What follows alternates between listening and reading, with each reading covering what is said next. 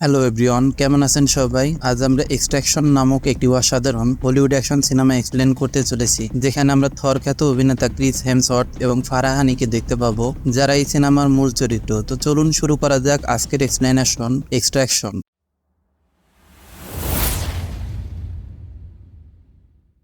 তো সিনেমাটির শুরুতে আমরা বাংলাদেশের ঢাকার একটি সিন দেখতে পাই, যেখানে একটি ব্রিজের উপর গোলাগুলি চলছিল। আর এখানেই আমরা আহত অবস্থায় টাইলার রেককে দেখতে পাই, যে এখানকার পুলিশদের সাথে লড়াই করতে করতে সামনে এগিয়ে যাচ্ছে, কিন্তু হঠাৎ করেই টাইলারের একটি গুলি লাগে এবং সে মাটিতে পড়ে যায়। টাইলারের অবস্থা আরো খারাপ হয়ে যায় এবং আহত অবস্থায় সে একটি গাড়ির পিছনে লুকিয়ে পড়ে, আর তার অস্ত্রটিও রিলোড করে নিয়ে কিছু একটা ভাবতে থাকে। এরপর আমরা 2 দিন আগে ভারতের মুম্বাইয়ের একটি সিন দেখতে পাই, যেখানে মুম্বাইয়ের একটি স্কুল থেকে একটি ছেলে অভি মহাজন জুনিয়রকে বের হতে দেখি। এরপর সে গাড়িতে উঠে বাড়ি ফিরে আসে। আসলে অভি মুম্বাইয়ের সবচেয়ে বড় ড্রাগ মাফিয়া মহাজনের একমাত্র ছেলে। মহাজনের অনেক শত্রু থাকায় অভিকে ঘর থেকে বের হওয়া, বন্ধুদের সাথে আড্ডা দেওয়া এইসব ব্যাপারে কড়াভাবে নিষেধ করা হয়েছিল। কিন্তু তবুও অভি আজকে রাতে বন্ধুদের সাথে পার্টি করার জন্য সকলের চোখ ফাঁকি দিয়ে একটি ক্লাবে চলে যায়। ক্লাবের বাইরে অভি ও তার বন্ধু সিগারেট খেতে আসলে এখানে দুজন নকল পুলিশ আসে এবং তাদেরকে ঘিরে ফেলে। তারপর অভির বন্ধুর মাথায় গুলি করে তাকে মেরে ফেলে এবং অভিকে কিডন্যাপ করে নিয়ে যায়। এরপর মুম্বাইয়ের একটি জেলখানায় আমরা অভির বাবা মহাজনকে দেখতে পাই,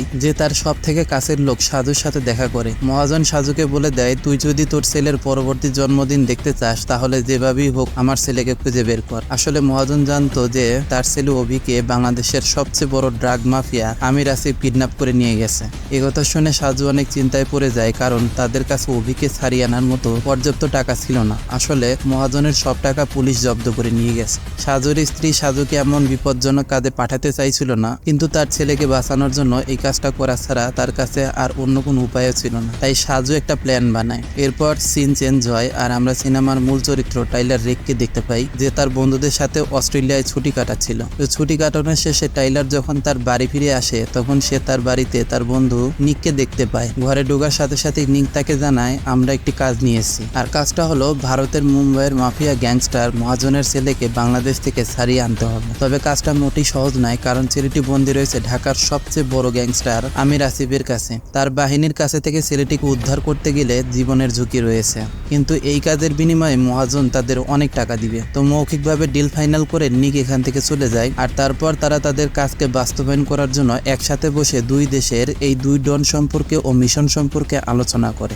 এরপর আমরা টাইলারকে ঢাকার একটি গলিতে দেখতে পাই। আসলে টাইলার সেখানে মহাজনের একজন লোক সেজে গিয়েছিল, যে টাকা দিয়ে অভিকে ছাড়িয়ে নিয়ে আসবে। তাই তাকে নেবার জন্য সেখানে আমির আসিফের লোক আসে এবং তার চোখ বেঁধে সেই বিল্ডিং এ নিয়ে যায়, যেখানে অভিকে কিডন্যাপ করে রাখা হয়েছে। সেখানে যাওয়ার পর তারা টাইলারের কাছে মুক্তিপণের টাকা চায়, কিন্তু টাইলার বলে, অভি সত্যিই তোমাদের কাছে আছে কিনা তার প্রমাণ দাও, তারপর আমি তোমাদের টাকা দিব। এরপর তারা অভিকে দেখায় এবং টাইলারকে বলে, যাও এবার টাকা নিয়ে আসো। এরপর টাইলারকে আবার যখন চোখ বেঁধে নিচে নামানো হচ্ছিল, তখনই টাইলারের আগে থেকে সেট করে রাখা স্নাইপার একজন কিডন্যাপারের মাথার খুলি উড়িয়ে দেয়, আর এই সুযোগে টাইলারও আরেকজনকে মেরে ফেলে। এরপর টাইলার এক এক করে বিল্ডিং এর ভেতরে থাকা সবাইকে মারতে থাকে, আর স্নাইপার বাইরের লোকদের মারতে থাকে। সবাইকে মারার পর টাইলার অভিকে উদ্ধার করে এবং অনেক চেষ্টার পর একটি গোপন জায়গায় নিয়ে আসে। কিন্তু টাইলারকে অভি অনেক ভয় পাচ্ছিল, কারণ সে মনে করছিল যে টাইলারও তাদের মতোই একজন কিডন্যাপার। তাই টাইলার তাকে বলে, আমি কোনো কিডন্যাপার নই, আমি তোমাকে উদ্ধার করতে এসেছি। তাই সে অভিকে তার কথা মতো চলতে বলে। এরপর টাইলার তার বাকি সঙ্গীদের জানায়, আমি অভিকে উদ্ধার করে নিয়ে এসেছি, এখন আমাকে এখান থেকে বের হবার রাস্তা বলো। এরপর আমরা নিককে দেখতে পাই, যে পরবর্তী প্ল্যানিং নিয়ে কথা বলছিল।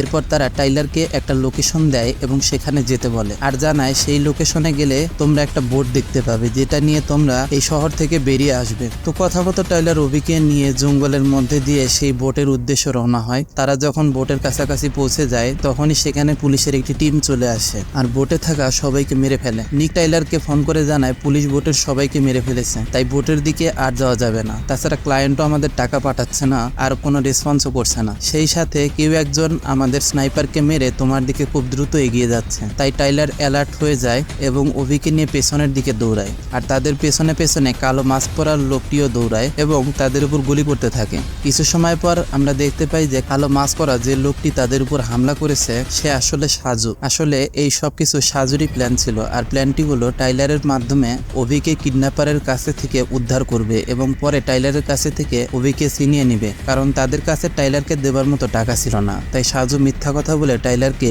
এই কাজের জন্য হায়ার করে, কারণ সে জানে একমাত্র টাইলারই পারবে আসিফের বাহিনীর কাছ থেকে অভিকে উদ্ধার করতে। তো সাজু অভিকে ডাকতে থাকে এবং অভিকে বেরিয়ে আসতে বলে, কিন্তু টাইলার অভিকে বাধা দেয় এবং সাজুর দিকে একটা গ্রেনেড ছুঁড়ে মারে আর অভিকে নিয়ে দৌড়াতে থাকে। তারা তাদের গাড়ির কাছে পৌঁছানোর পর সাজুও তাদের পিছনে সেখানে আসে। এবার টাইলার অভিকে নিয়ে গাড়ি করে পালাতে থাকে আর সাজু ও পুলিশ তাদের তাড়া করতে থাকে। অনেকক্ষণ চেস করার পর টাইলার ও সাজুর গাড়ি টক্কর খায়, পাশাপাশি সেখানে পুলিশও এসে যায়। তাই গাড়ি থেকে নেমে টাইলার অভিকে নিয়ে একটি বিল্ডিং এ ঢুকে যায় আর সাজুও পালিয়ে যায়। পুলিশ বিল্ডিং এ ঢুকে টাইলারকে খুঁজতে থাকে আর টাইলার একে একে পুলিশদের মারতে থাকে। মানে এখানে আমরা একটা সেই লেভেলের অ্যাকশন সিন দেখতে পাই। তো পুলিশদের সাথে ফাইট হবার পর হঠাৎ সাজু টাইলারকে আক্রমণ করে আর দুজনেই নিচে পড়ে যায়। তখন রাস্তায় সাজু আর টাইলারের মাঝে হ্যান্ড টু হ্যান্ড ফাইট হয়। যেহেতু দুজনেই হাইলি ট্রেন, তাই দুজনেই দুজনের হাতে ব্যাপক মার খায়। তো মারামারির এক পর্যায়ে একটা গাড়ি টাইলারকে ধাক্কা মারে আর সাজু দেখে অভিকে পুলিশ ধরে নিয়ে যাচ্ছে। তাই সাজু পুলিশদের মেরে অভিকে নিয়ে চলে যেতে থাকে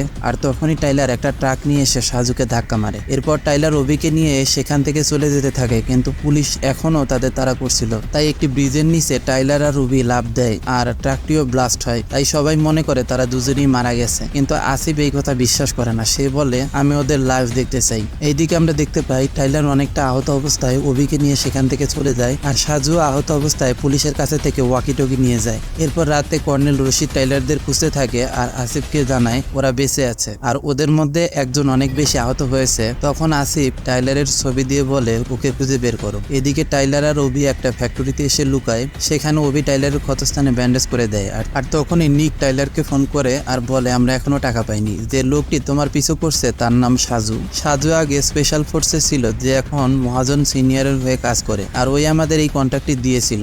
বলেছিল আমাদের মিশন শেষ হলে সে আমাদের অনেক টাকা দিবে, কিন্তু আসলে ওদের কাছে কোনো টাকাই নেই। তাই সাজু তোমার উপর হামলা করেছে যাতে টাকা ছাড়াই সে অভিকে নিয়ে যেতে পারে। আমাদের এই কন্ট্রাক্টটি নেওয়া ভুল হয়েছে। এই মিশনে আমাদের অনেক সদস্য মারা গেছে আর এখন আসিফ পুরো শহরে সিকিউরিটি বাড়িয়ে দিয়েছে, কিন্তু সুলতানা কামাল ব্রিজের পূর্ব দিক দিয়ে বের হবার একটা অপশন আছে। তুমি ব্রিজ পার হবার পর আমরা তোমাকে হেলিকপ্টারের মাধ্যমে উদ্ধার করে নিয়ে আসবো, কিন্তু অভিকে তোমার ওখানেই রেখে আসতে হবে। টাইলার বলে এটা ডিল হয়নি। নিক বলে ডিলের খেতায় আগুন, আমি শুধু চাই তুমি এখান থেকে জীবিত ফিরে আসো। টাইলার একটু ভেবে বলে আমি শুধু আমার টাকা চাই ব্যাস।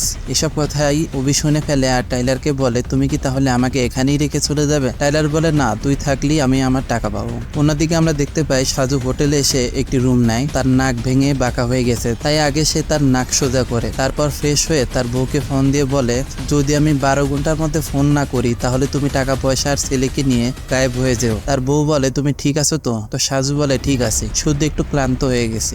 এরপর সে তার ছেলের সাথে কথা বলে ফোন রেখে দিয়ে কান্না করে। আসলে সাজু বুঝে গিয়েছে হয়তো সে এখান থেকে আর বেঁচে ফিরতে পারবে না। অন্যদিকে টাইলার অভিকে নিয়ে ফ্যাক্টরি থেকে চলে যাবার সময় আসিফের খুদে গ্যাং মেম্বার ফারহাদ তার পিচ্চি বাহিনী নিয়ে টাইলারের উপর হামলা করে। তখন টাইলার স্মোক গ্রেনেড মেরে তাদের উপর হামলা করতেই সে দেখতে পায় এগুলা পিচ্চিদের দল। তাই সে তাদের গুলি না করে থাপ্পড় আর ঘুষি মেরে তাড়িয়ে দেয়। কিন্তু এরপরই সেখানে পুলিশের হেলিকপ্টার এসে যাওয়ায় বাধ্য হয়ে টাইলার অভিকে নিয়ে ম্যানহোলের মধ্যে ঢুকে যায় আর নিককে ফোন করে বলে গ্যাসপারকে বলো এখানে এসে আমাকে সাহায্য করতে, কারণ একবার আমি ওর জীবন বাঁচিয়েছিলাম, তাই এখন ওর পালা। তো কিছু সময় পর গ্যাসপার সেখানে গাড়ি নিয়ে আসে আর টাইলার এবং অভিকে নিয়ে তার বাড়িতে নিয়ে আসে। তারপর গ্যাসপার তাদের সেখানে রেখে চলে যায়। অন্যদিকে ফারহাদ টাইলারকে মারতে না পারায় তার একটা আঙ্গুল কেটে আসিফের সামনে রাখে। এটা দেখে আসিফ বলে তোমার বাকি আঙ্গুলগুলো রেখে দাও, বন্দুক চালানোর কাজে আসবে। ফারহাদ বলে আমাকে আরেকটা সুযোগ দিন, আমি ওকে মারবো। অন্যদিকে টাইলার রাতে অভিকে খাবার দিতে আসলে অভি টাইলারকে তার ফ্যামিলির কথা জিজ্ঞেস করে। টাইলার বলে আমার একটা ছেলে ছিল, কিন্তু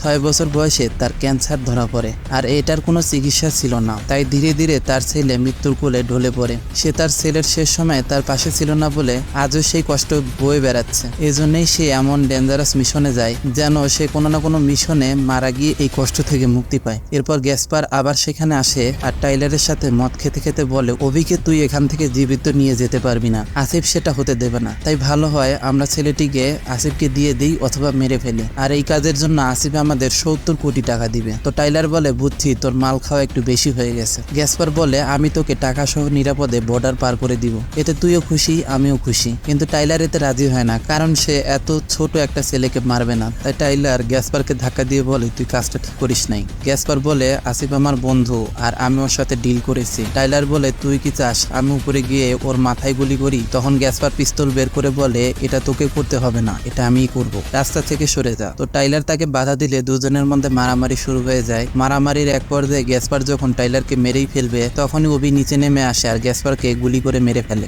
এরপর টাইলার অভির কাছে থেকে পিস্তল নিয়ে নেয় আর এটাও বুঝতে পারে সে অভিকে এখান থেকে একা বের করতে পারবে না। তাই টাইলার সাজুকে ফোন করে দেখা করতে বলে, কারণ তাদের দুজনের মিশনই এখন অভিকে বাঁচানো। পরের দিন সকালে টাইলার অভিকে নিয়ে গাড়িতে অপেক্ষা করতে থাকে। কিছুক্ষণ পর সেখানে সাজু আসে। টাইলার একটা ব্যাগ বের করে সাজুর সামনে রাখে, বলে, কি হলো, ডিসিশন পাল্টে ফেলেছো নাকি? টাইলার বলে, তুমি অভিকে এখান থেকে নিয়ে যাও, আমি আর কিছুই চাই না। সাজু বলে, মহাজন আমার ফ্যামিলিকে মেরে ফেলবে যদি আমি ওর ছেলেকে না নিয়ে যাই। টাইলার বলে, আমার লোক সুলতানা কামাল ব্রিজের ওপারে আসবে, অভিকে ব্রিজ পার করানোর দায়িত্ব এখন তোমার, আর সব চেকপোস্টের পুলিশ আমি দেখবো। এরপর প্ল্যান অনুযায়ী টাইলার একটা বিল্ডিং থেকে পুলিশের উপর হামলা করে আর এই সুযোগে সাজু অভিকে গাড়িতে করে ব্রিজের দিকে যেতে থাকে। কিন্তু চেক পয়েন্টে জ্যামের কারণে গাড়ি নিয়ে আর যেতে পারে না, তাই তারা গাড়ি থেকে নেমে হেঁটেই যেতে থাকে। এদিকে আর্মি টাইলারের উপর আরপিজি হামলা করে এবং কিছু আর্মি টাইলারকে মারতে বিল্ডিং এর ভেতরে ঢুকে, কিন্তু টাইলার সেখানে সবাইকে মেরে ফেলে। অন্যদিকে নিক তার টিম নিয়ে ব্রিজের দিকে আসতে থাকে আর সাজু অভিকে নিয়ে চেকপোস্ট পার হয়ে ব্রিজের দিকে আগাতে থাকে। কিন্তু একটি পুলিশের সন্দেহ হয়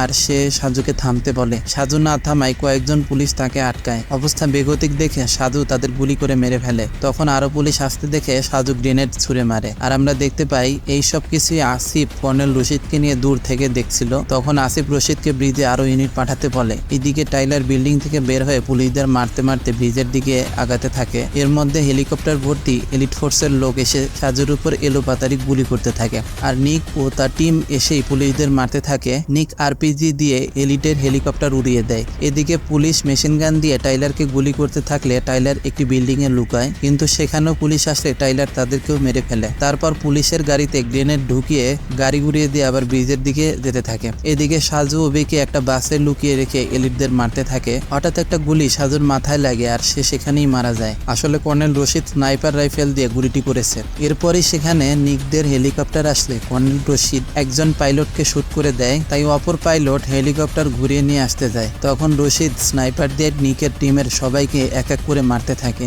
এদিকে টাইলার ব্রিজে এসে পড়ে আর রশিদ টাইলারের পিঠে গুলি করে। এই সুযোগে নিক একটা গাড়ির নিচে শুয়ে পড়ে রশিদকে খুঁজে বের করে হেডশট দিয়ে মেরে ফেলে। এদিকে গুলি লাগায় টাইলার অনেকটা আহত হয়ে পড়ে আর এই সিনটাই সিনেমার শুরুতে দেখানো হয়েছিল। তো এরপর অভি বাস থেকে নেমে টাইলারের কাছে আসে। টাইলার অভিকে ব্রিজের ওপারে যেতে বলে, কারণ ওপারে তার টিম আর হেলিকপ্টার তাদের জন্য অপেক্ষা করছে। তো কথা মতো অভি দৌড়ায় আর টাইলার অভিকে ব্যাকআপ দেওয়ার জন্য পুলিশদের মারতে থাকে। অভি নিকের কাছে পৌঁছানোর পর টাইলার সবাইকে মেরে নিকের কাছে ফিরে আসতে নেয় আর তখনই পেছন থেকে টাইলারের গলায় গুলি লাগে আর আমরা দেখতে পাই গুলিটা আসলে ফারহাদ চালিয়েছে। নিক ফারহাদের দিকে গুলি চালালে ফারহাদ সেখান থেকে পালিয়ে যায়। এদিকে টাইলার অনেক কষ্টে ব্রিজের সাথে হেলান দিয়ে উঠে দাঁড়ায় আর তার ছেলেকে কল্পনা করতে থাকে। এরপরই সে নদীতে পড়ে যায়, তাই নিক সহ বাকি সবাই মনে করে টাইলার হয়তো মারা গিয়েছে। এই জন্য নিক নিরুপায় হয়ে অভিকে নিয়ে হেলিকপ্টারে করে সেখান থেকে চলে যায়, যেটা আসিফ তাকিয়ে তাকিয়ে দেখতে থাকে। আসলে এখন তারও কিছু করার নেই। এরপর আমাদের 8 মাস পরের সিন দেখানো হয়, যেখানে অভি মুম্বাইয়ে তার স্বাভাবিক জীবনে ফিরে গেছে আর এখানে সে একটা সুইমিং পুলে এসেছে। অন্যদিকে আমাদের বাংলাদেশের একটি সিন দেখানো হয় যেখানে একটা পার্টিতে আসিফ এসেছে। তো আসিফ যখন ওয়াশরুমে যায় সেখানে নিক আসে আর টাইলারের প্রতিশোধ নিতে আসিফকে গুলি করে মেরে ফেলে। এদিকে অভিকে আমরা দেখতে পাই সে সুইমিং পুলে লাফ দিয়ে যখন পানির উপরে মাথা উঠায় তখনই আমরা সেখানে একটা লোককে দেখতে পাই যে আসলে টাইলারই ছিল। এটা দেখে আমরা বুঝতে পারি টাইলার আসলে মারা যায় নাই আর এখানেই সিনেমাটি শেষ হয়ে যায়। তো এবছরের প্রথম দিকে এক্সট্রাকশন 2 রিলিজ হয়েছে, যেটা আমরা পরবর্তী ভিডিওতে এক্সপ্লেইন করব। ভিডিওটি যদি ভালো লেগে থাকে তাহলে লাইক, কমেন্ট ও সাবস্ক্রাইব করে আমাদের সাথেই থাকুন। দেখা হবে পরবর্তী ভিডিওতে। ততক্ষণ পর্যন্ত ভালো থাকবেন, সুস্থ থাকবেন। বাই।